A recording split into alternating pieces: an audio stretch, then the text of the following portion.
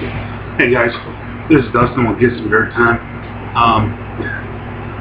I keep trying to redo this video. I start every one of these videos out the exact same way by saying, I keep trying to redo this. I think I finally got it. I want to talk about the gun community in general. You know, it's a community that's full of a lot of alpha personalities, and these in-your-face personalities aren't helping our cause any. They're hurting our cause. We've got guys that really know what they're doing, that are saying things like, you know, making big long speeches and not saying anything productive. The common phrase is, you can have my gun when you pry it out of my cold dead hands. That's great. I'm glad you believe that. But trying to cram it in everybody's face all the time, it's like, it's not going to win anybody to our side. Am I saying that we need to be a bunch of sheep? No, I'm not saying we need to be a bunch of sheep. What I'm saying is we need to let the sheep be sheep and let them know that the sheepdogs still have their teeth. I don't think alienating people because they don't think the same way we do is going to win anybody to our cause. And as such, they've got to we've got to, as a community, stop saying things, well, it's my Second Amendment right, I'm just gonna say to hell with everyone else. Yeah, it's our right, but we don't have to be a bunch of dickheads about it. If a person asks you, why do you carry a gun, you know, don't look at them and be a smart aleck and say something like, Decepticons. Granted, that's a funny joke, okay? I don't care who you are, that's funny. A better response would be something like, well, I would like to have the option that if I felt that my life was threatened, I have a force multiplier that will be able to keep me safe. You know, don't say stupid stuff like, well, if someone tries to hurt me, I'm going to blow them out of their shoes. Once again, that's just making everybody, all the people who are on the fence or who don't like firearms in general, say, well, there you go. They're a bunch of cowboys.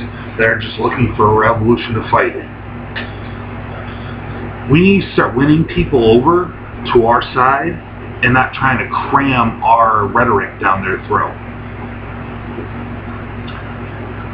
I have 3 gripes today. That was the first one. It's this larger-than-life gun support. We need to get, you know, we need to get the logical arguments. Get away from the, you know, my gun's bigger than your gun mentality. The second gripe I have, or the second rant that I have, are these guys doing tactical maneuvers when they can't do the stuff without the firearm. If you want to do a diving roll or a somersault, as these guys keep calling it, that's fine. Do somersaults. But make sure that when you do your somersault, you can come back to your feet or at least come to a knee efficiently and in balance. I see these pictures of these guys who they do their big diving, tucking roll, and then they're scrambling to get up, and they need their hands to get up off the ground, and yeah, you're dead. If you're training for some situation where you're going to find the need to go into a diving roll, and you have to place your hand on the ground, you're already shot. Okay, I know somebody's going to disagree with me. That's fine, go ahead, I don't care. In my opinion, if you cannot go into a diving roll, come to a standing position without touching the ground with your hands, getting up, You have no business trying to do that with a firearm. You are going to shoot somebody in the area, or you're going to shoot yourself. I mean, all you have to do is Google gun fail, and you have all kinds of videos of some guy standing out in a field with a cowboy hat that shoots himself in the knee, or some guy that takes 2 pop shots with a shotgun and both times it goes click, sets the weapon on the ground. Really, you pull the trigger twice and it doesn't work, and you're going to look in the barrel of the weapon instead of in the action of the weapon.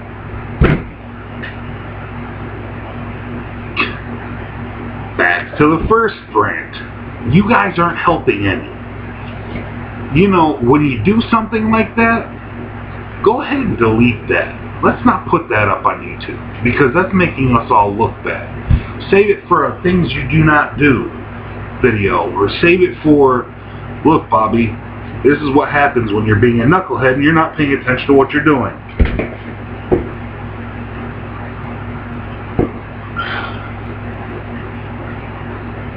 We need to come together and form a unified front of intelligence and eloquence.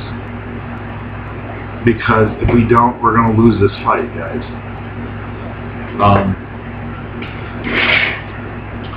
They got my list here. Open carry. Before I got my permit, I open carry. I didn't have the extra money that I felt comfortable spending on something when I didn't need to, because I could carry open. I carried a handgun, for the record. These bright shining stars that are walking through a mall with a fully loaded AR-15 on their back, or a tactical shotgun with the extended, mag tube on their back.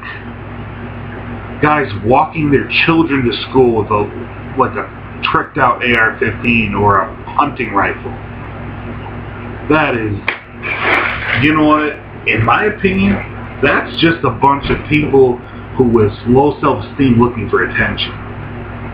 First of all, when your weapon is on your back, you're not going to get to it as soon as you need to, because if you're standing in line looking at the checkout girl and somebody behind you is about to raise a ruckus, they're going to shoot you first, knucklehead, because they're going to look at you and go, oh, I have a pistol, he has a rifle. Bang, bang, now I have a pistol and a rifle. It's just irresponsible behavior for a gun owner. Do I believe in a demonstration where everybody maybe comes out and carries a weapon or something? I don't know about that.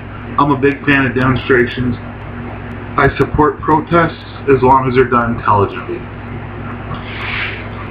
Having a scene out of West Side Story where we got one group over here and one group over here and we're just yelling at each other circling, that's not productive at all whatsoever. Because all that happens is the people in the crowd that want to raise a ruckus and cause trouble are getting what they want. We saw it in Ferguson, we saw it in the riots. Every time there is a massive, a large amount of people, there are people in that larger group that are just there to cause trouble. And it's easy to do. When you have a big group of people, one random bottle comes flying out of the crowd, the police decide to do whatever, and it snowballs from there. Let's just get let's get a little bit. We are a passionate group of people about our firearms in the gun community. We are a vocal community. We just need to get to be a little bit smarter with how we're being vocal and passionate. Walking around and getting in arguments because saying things like, well, it's my right. That's like a little kid saying, At least that's how I do it. I mean, if you can give me a legitimate reason for carrying a rifle, fully loaded rifle, into Walmart with you, I'll listen to it. I'll listen to whatever argument you have. Because so far, I haven't heard a legitimate argument for it.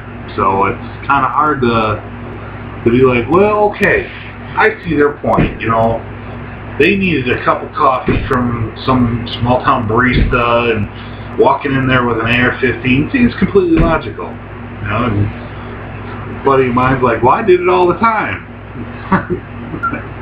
I asked them, in America? Well, no, we're in the Middle East, but yeah. Or, oh well, we're right on. It was a coffee shop on base.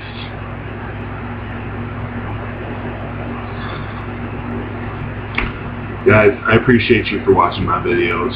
As a community, let's get smart. You know, let's get organized. Let's keep our guns. And for anybody who is watching this who is not a supporter of the Second Amendment, let me ask you something. Because I'm sure people are going to agree with me. People who do not support the Second Amendment oftentimes are vehement supporters of the First Amendment. You take away the Second Amendment, you have nothing to protect yourself with the First Amendment, because your words can be silenced with tear gas and a baton easily. If it came to revolution, all those people who were running around preaching the First Amendment and condemning the Second Amendment are going to run to the firearm community saying, guys, you got to do something. Like, where were you when we were trying to get help? Oh, that's right. You were standing on the other side of the picket line calling us cowboys and rednecks and whatever else. Whatever big words they want to throw out because they've got nothing else. Okay, that was a little hateful, and I apologize for that. Guys, once again, this is Dustin with Get Some Dirt Time. Thanks for watching. Like, share, subscribe. Please, I can use it. If you like what I got to say, tell your friends. They might like it too. If you don't like what I say, tell your friends. They can help you troll. Anyway, as long as you're watching, that's all I care about. See you on the next video, guys.